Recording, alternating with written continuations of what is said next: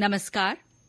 आकाशवाणी जयपुर अजमेर से प्रस्तुत हैं प्रादेशिक समाचार।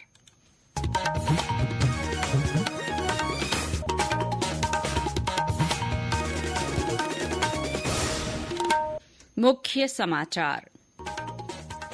Rising Rajasthan global investment summit सफलतापूर्वक संपन्न, 2 साल बाद फिर आयोजित होगा समिट। प्रधानमंत्री नरेंद्र मोदी ने कहा, विकसित भारत के लिए यंग इनोवेटर्स को नए ढंग से सोचने की जरूरत है। उपराष्ट्रपति जगदीप धनखड़ ने देश में प्रति व्यक्ति आय में बढ़ोतरी के लिए कौशल विकास केंद्रों की संख्या बढ़ाने पर जोर दिया। राज्य की मौजूदा सरकार के कार्यकाल का 1 वर्ष पूरा होने के अवसर पर प्रदेश भर में विभिन्न आयोजन होंगे। और राज्य में सर्द हवाओं से ठंड और तेज हुई। सीकर के फतेहपुर में पारा गिरकर -1 डिग्री पर पहुंचा। समाचारों के साथ मैं शीला चावला। और अब समाचार विस्तार से। जयपुर में आयोजित हुआ 3 दिन का rising Rajasthan global investment summit आज सफलतापूर्वक संपन्न हो गया। समापन समारोह को संबोधित करते हुए मुख्यमंत्री भजन लाल शर्मा ने कहा कि समिट में हुए 35 लाख करोड़ रुपए के एमओयू को धरातल पर उतारने के लिए सरकार पूरी ताकत के साथ काम करेगी। उन्होंने कहा कि राजस्थान केवल इतिहास की गाथाओं का नहीं, बल्कि भविष्य की सफलता का बिंब भी बनना चाहिए। इस मौके पर मुख्यमंत्री ने 2 साल बाद फिर rising Rajasthan global investment summit आयोजित करने की घोषणा की। उन्होंने कहा कि 2 साल बाद ये हिसाब भी दिया जाएगा कि इस समिट में हुए कितने एमओयू धरातल पर उतरे हैं। कि आने वाले 11 दिसंबर को हम हमारे जो जितने भी एमओयू हुए उसके बारे में भी बताएंगे। और अगले 2 साल बाद जो हमारा 9, 10, 11 दिसंबर आएगा उसमें राइजिंग राजस्थान फिर से होगा और हमारे 2 साल में काम कितने हुए इनका हिसाब भी देंगे। ये भी मैं आपको बताना चाहता हूं। कार्यक्रम को संबोधित करते हुए केंद्रीय मंत्री धर्मेंद्र प्रधान ने कहा कि राजस्थान के मारवाड़ियों और उद्यमियों ने पूरे देश दुनिया में नाम कमाया है। उन्होंने कहा कि राजस्थान के लोग जन्म से ही उद्यमिता का हुनर लेकर आते हैं। दुनिया में किसी भी देश में जाइए, किसी भी कोने में जाइए, देश के किसी भी जिले में जाइए, राजस्थान की उद्यमिता का एक झलक मिलेगा, एक सफलता मिलेगा। और राजस्थान में कोई बहुत माता प्रकृति बहुत सहयोग नहीं करती है, उसके बावजूद उद्यमिता के कारण, साहस के कारण आज राजस्थान 11% की ग्रोथ रेट पे है। राजस्थान बधाई के पात्र है। केंद्रीय मंत्री ने कहा कि ऊर्जा क्षेत्र में निवेश होना शुभ संकेत है। उन्होंने कहा कि अमेरिका और चीन के बाद ऊर्जा की खपत के मामले में भारत विश्व में 3रे स्थान पर है। उन्होंने कहा कि स्वच्छ ऊर्जा के मामले में राजस्थान नेतृत्व करने की स्थिति में आ गया है।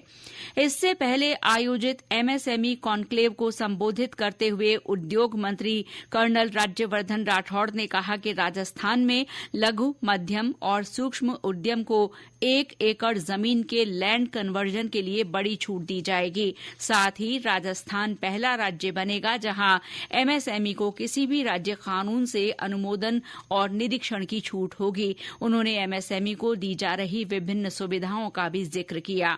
सम्मेलन में भाग लेने आए निवेशकों ने भी आकाशवाणी के साथ इस समिट को लेकर अपने अनुभव साझा किए। मुंबई के देवेश दाधीच ने कहा कि वे शिक्षा के क्षेत्र में काम करना चाहते हैं और समिट को लेकर उत्साहित हैं।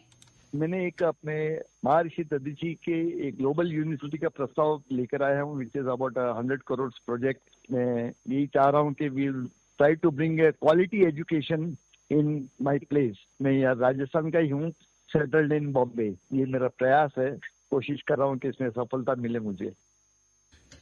इसी तरह यूके से आए प्रवासी राजस्थानी डॉक्टर विमल शर्मा ने कहा कि राज्य में मानसिक स्वास्थ्य और रिसर्च में काम करने की बहुत संभावनाएं हैं। प्रधानमंत्री नरेंद्र मोदी ने कहा है कि युवाओं के पास 21वीं सदी के भारत के लिए अलग अलग दृष्टिकोण और समाधान हैं। आज स्मार्ट इंडिया हैकाथॉन 2024 के ग्रैंड फिनाले में वीडियो कॉन्फ्रेंसिंग के माध्यम से यंग इनोवेटर से बात करते हुए प्रधानमंत्री ने कहा कि देश सभी के प्रयासों से ही तेज गति से आगे बढ़ रहा है। श्री मोदी ने कहा कि विकसित भारत के लिए यंग इनोवेटर्स को नए ढंग से सोचने की जरूरत है। साथियों, आज देश की जो एस्पिरेशंस है उसमें हमें हर चुनौती के लिए आउट ऑफ द बॉक्स सोचना ही होगा।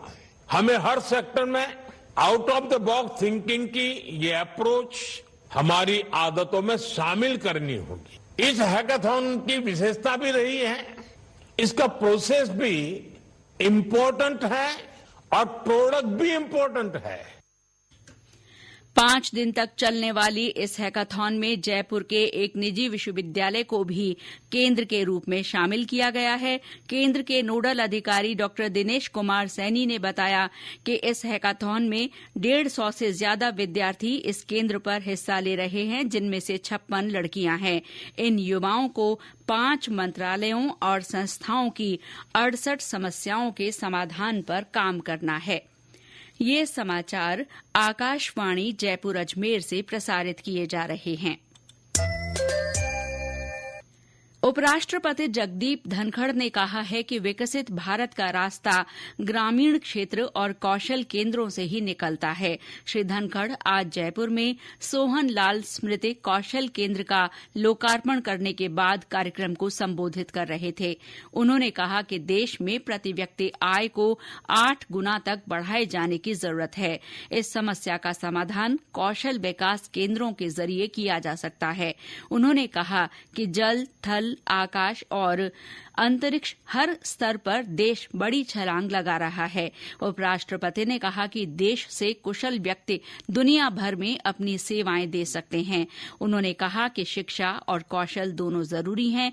लंबे समय के बाद आई शिक्षा नीति में भी कौशल पर बहुत ध्यान दिया गया है। श्री धनखड़ ने आर्थिक राष्ट्रवाद की वकालत करते हुए कहा कि जो उत्पाद देश में बन रहे हैं उनका विदेशों से आयात किए जाने से बचना चाहिए।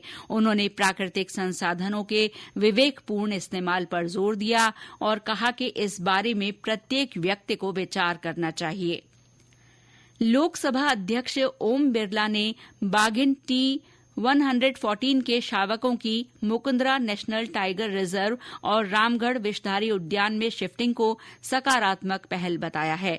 उन्होंने सोशल मीडिया पोस्ट में कहा कि इससे कोटा बूंदी संसदीय क्षेत्र में नेचर टूरिज्म को बढ़ावा मिलेगा।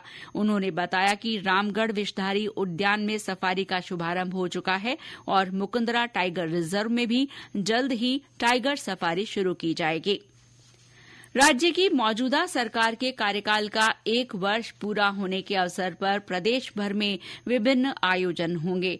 कल सभी जिलों में रन फॉर विकसित राजस्थान का आयोजन किया जाएगा। मुख्यमंत्री भजनलाल शर्मा जयपुर में जनपद स्थित अमर जवान ज्योति से रन फॉर राजस्थान को हरी झंडी दिखाकर रवाना करेंगे।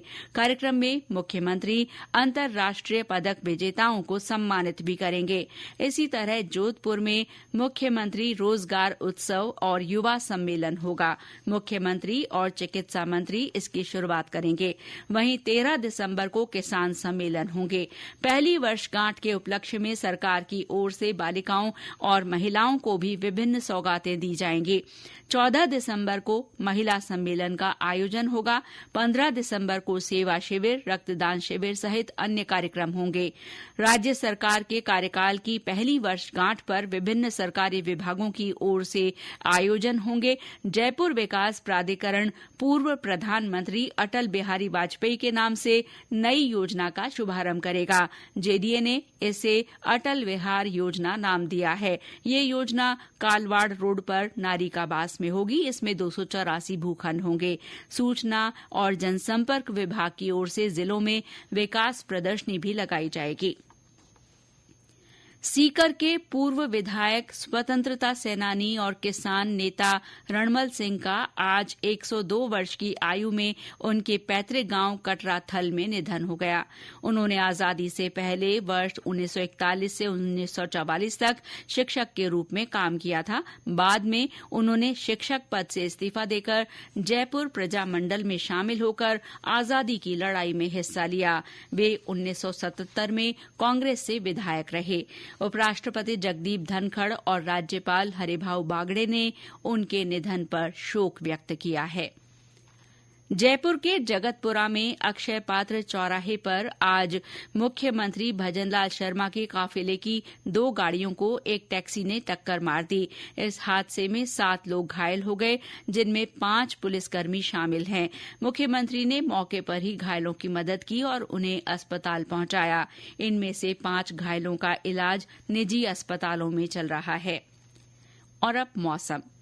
प्रदेश में सर्द हवाओं ने ठंड का असर तेज कर दिया है। इससे गलन और ठिठुरन का एहसास बढ़ गया है। धौलपुर, पाली, जैसलमेर, बारां, कोटा, करौली और माउंट आबू सहित कई स्थानों पर शीतलहर का असर देखने को मिल रहा है। सीकर के फतेहपुर शेखावाटी में आज पहली बार पारा -1 डिग्री सेल्सियस दर्ज किया गया। सीकर में 1.5 डिग्री सेल्सियस, चूरू में 1.8 और हनुमानगढ़ के संगरिया में न्यूनतम पारा 2.5 डिग्री सेल्सियस रिकॉर्ड किया गया। राजधानी जयपुर में भी पारा लुढ़ककर 8 डिग्री पर आ गया। उधर सरहदी जिले जैसलमेर में भी शीतलहर से जनजीवन प्रभावित हो रहा है। सर्दी और कोहरे के बावजूद सुरक्षा प्रहरी 24 घंटे सीमा की रक्षा में जुटे हैं। इस बीच मौसम केंद्र जयपुर ने आगामी 4-5 दिन कई स्थानों पर शीतलहर का दौर जारी रहने की संभावना जताई है।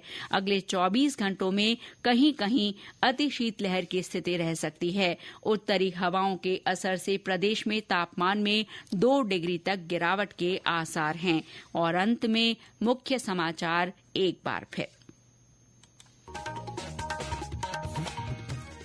Rising Rajasthan global investment summit सफलतापूर्वक संपन्न। 2 साल बाद फिर आयोजित होगा समिट। प्रधानमंत्री नरेंद्र मोदी ने कहा, विकसित भारत के लिए यंग इनोवेटर्स को नए ढंग से सोचने की जरूरत है। उपराष्ट्रपति जगदीप धनखड़ ने देश में प्रति व्यक्ति आय में बढ़ोतरी के लिए कौशल विकास केंद्रों की संख्या बढ़ाने पर जोर दिया। राज्य की मौजूदा सरकार के कार्यकाल का 1 वर्ष पूरा होने के अवसर पर प्रदेश भर में विभिन्न आयोजन होंगे। और प्रदेश में सर्द हवाओं से ठंड और तेज हुई। सीकर के फतेहपुर में पारा गिरकर -1 डिग्री पर पहुंचा। इसी के साथ प्रादेशिक समाचार बुलेटिन समाप्त हुआ। नमस्कार।